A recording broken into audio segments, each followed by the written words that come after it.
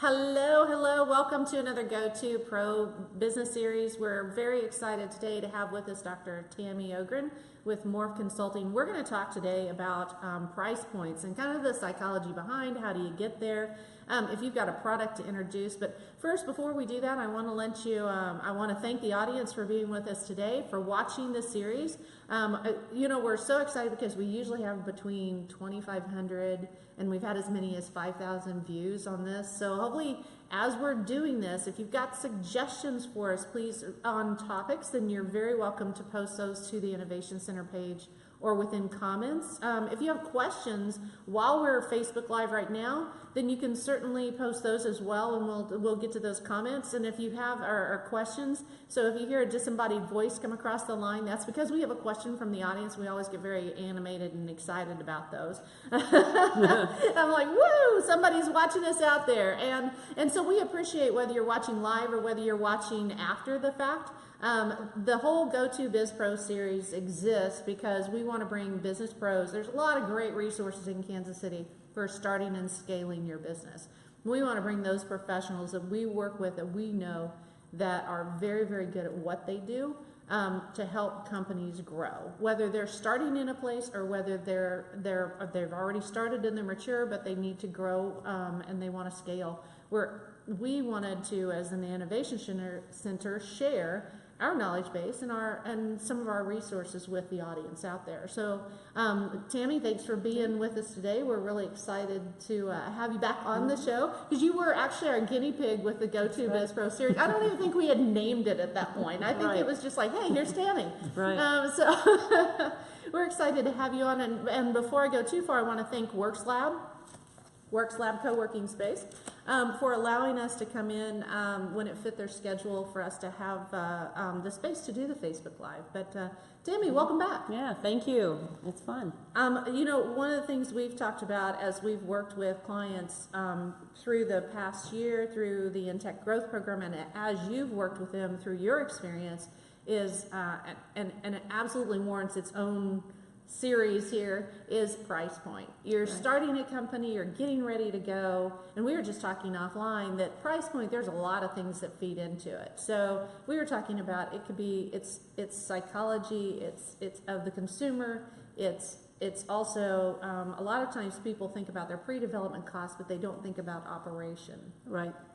I think it's a complex issue, and people as entrepreneurs or startups especially think about what's their skin in the game. And so we think first about our costs. There are a lot of variable costs that we don't always consider, like our time, what it took us to get it to the shelf.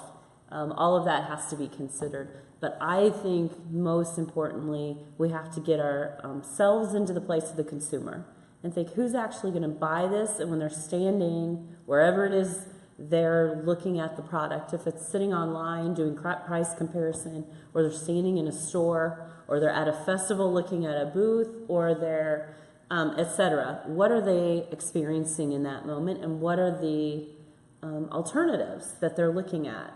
So homework. They need to do their homework to know where be the customer and know where the consumer market is that they're entering into, no matter what that consumer market is. Right. And I've always told my own employees when I've led them, and then myself as an owner, actually go walk the footsteps, go up to this, go into the store and look at the shelf and look at what are the alternatives that they're looking at, because you get a different opinion than when you're sitting in your office trying to crunch numbers, because there's a lot of psychology behind why a consumer pays what they pay, and you need to decide where you want to fit into that competitive landscape.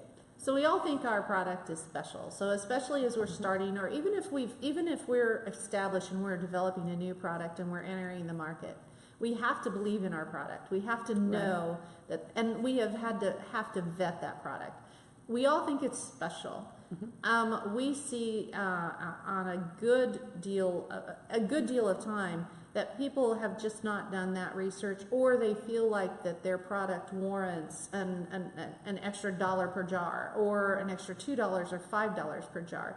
Really, what are some of the components that go into pricing, along with the psychology of it, and really knowing that you were talking just now about, okay, so you have to know what the consumer's looking for. You have to do your competitive research, so know where you're going to be on that shelf space and who your competitive are and price points there. What are some of the other things that go into putting together price points?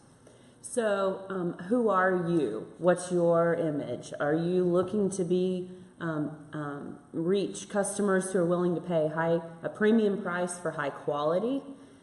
Sometimes entering into the marketplace that provides value that warrants a high premium and provides high profit for you, the entrepreneur, to recoup some startup costs.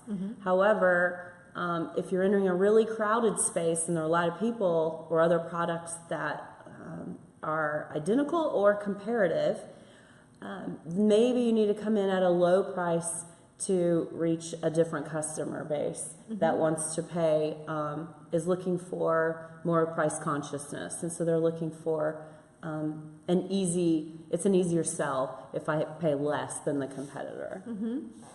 So I noticed that you have over here Spicy Guys pretzels. I do. And it's okay to step off and grab. I do. And you use that, and so you've gone, you have done workshops on this. So we're just getting a little snippet of what it actually takes to get into space and to do price point and price comparison. But this is a great example. It is a great example. So I started Spicy Guys 3 years ago after my children convinced me to sell their favorite snack.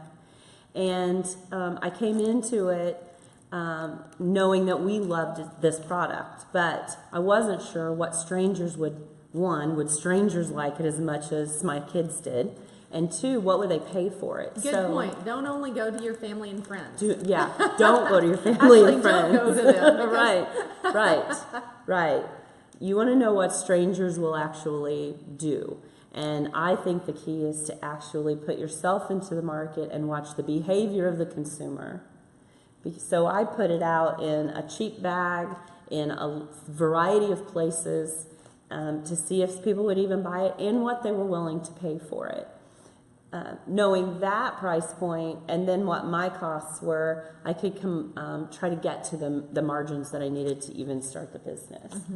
I had the options, though. I could have put this in a fancier bag with a bigger bag, a Ziploc, and created a different brand that was high specialty items and put it into a different type of store than I'm in. I'm in gas stations and local bars and breweries. So you're that snack food. So I'm a snack food competing against a lot of other snacks. Okay.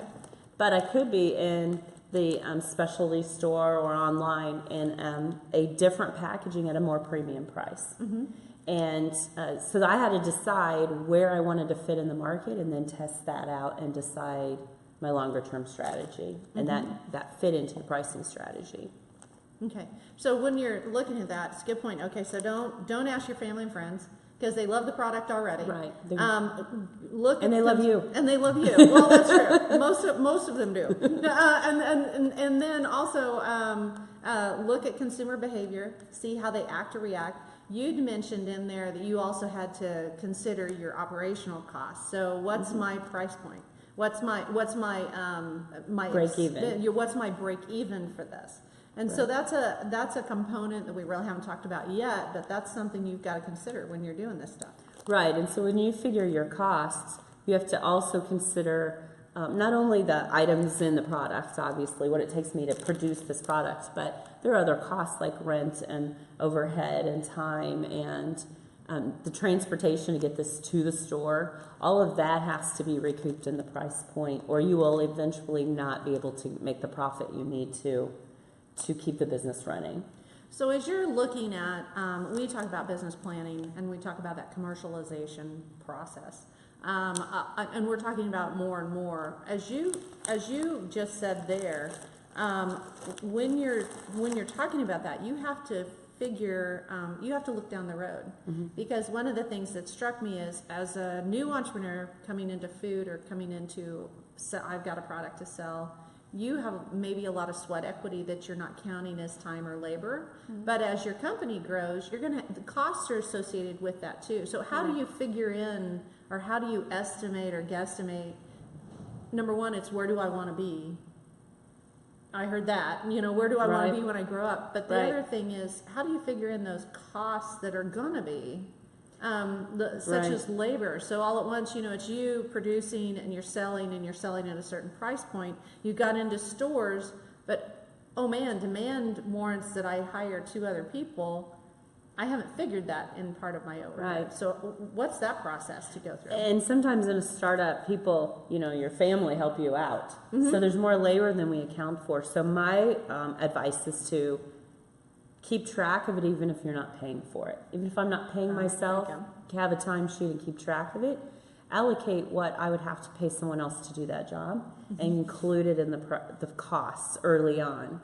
Because even though it's not real in the idea that I didn't pay myself, I've got to account for it, because like you said, if I have to hire somebody else, then all of a sudden I've increased my costs and not accounted for it. The market is relying on a price point I already have out in the market. So in your experiences, not just with Spicy Guys, but in your experiences and working with other clients too, what are some of the other hidden costs that people don't really think about? So that labor and that growth or jump to scale, but what are some of the other hidden costs that people might not think about? One that comes to mind is packaging. People don't think about that in the overall cost. What are some of the other things that you've seen that people really need to consider as they're introducing something to the marketplace or growing into that market? So sometimes we make an assumption that as we grow, the cost per the items it takes will go down. That doesn't always happen. That doesn't.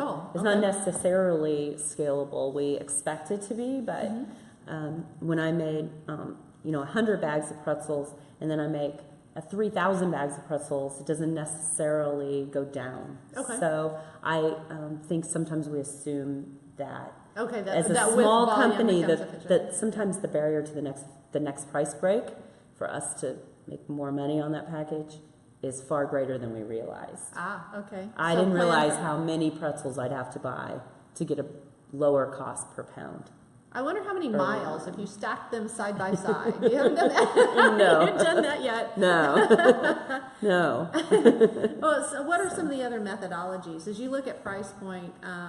Again, is there a particular methodology that somebody should research along with consumer behavior, knowing, looking at stranger adoption, looking at your overall costs and efficiencies? What are some of the other methodologies that people need to really be aware of as they're looking at going into a marketplace?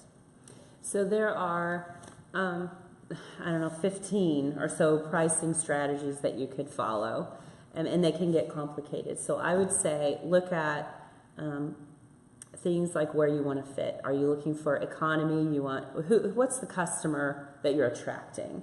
So premium pricing or economy pricing. Okay, a range in there and look at competition. You can within that bundle space. things. I could bundle and say, if you buy a case of original, I'll give you a half a case of smoky sweet for half price. So you can bundle pricing. That's to get not offered right now, by the way. more We just people. as an example. So you can get more sales from one customer. You could, there's buy one, get one free type offers. Oh, okay. So it's really. So you can also go in with a lot of strategies, depending on where you're trying to get into that. Right. And that really, so pricing really, what we've learned today is pricing. You've really got to look at your marketplace that you want to be in. You want to know what you want your brand to be as you're going into that marketplace, where you want to fit in that. Do your research on your competition in that area.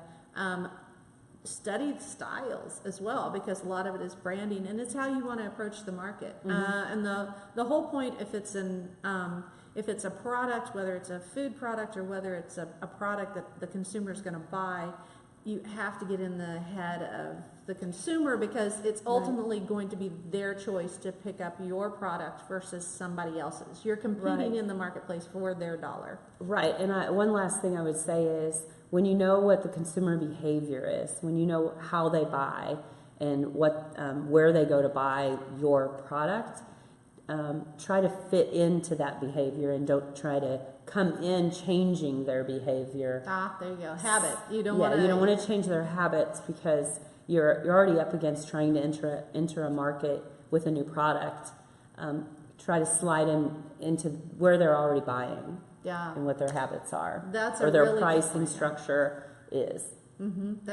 That's a terrific point, because that point of habit is the same thing that has me shopping every Saturday and going through the store at the same in the Right. same places, Right. or using the same brand or using that same element. So don't try to change consumer habit.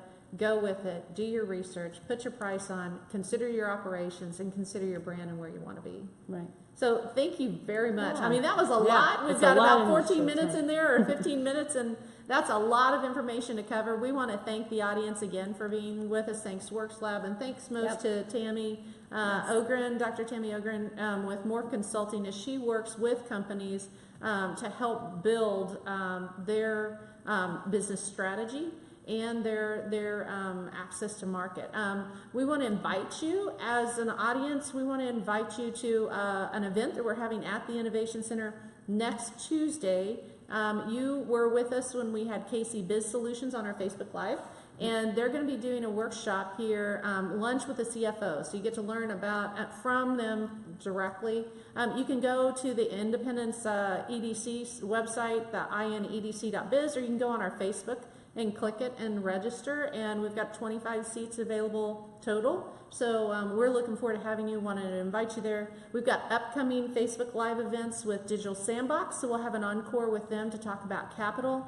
And then also we're going to have someone on that we did a couple of series on HR, and we're going to have someone come on to talk about payroll and then just compliance overall in work. So thanks again. We really appreciate your time. Thanks for having me. And thanks to the audience. We'll see you next time.